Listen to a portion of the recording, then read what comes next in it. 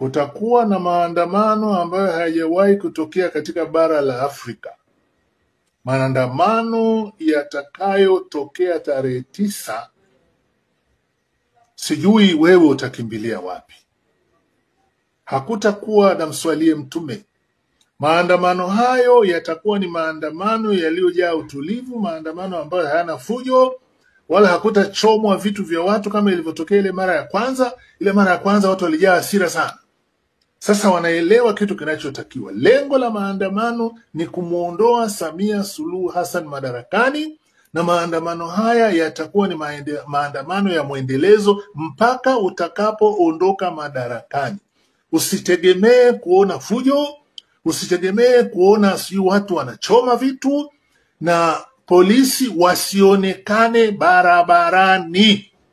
Tunachotaka wanajeshi ndio wawe barabarani wakiwa pamoja wanaandamana na waandamanaji. Wasionekane polisi barabarani.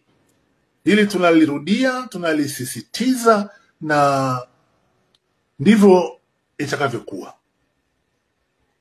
Mama Samia, umefika wakati wa kuachia ngazi.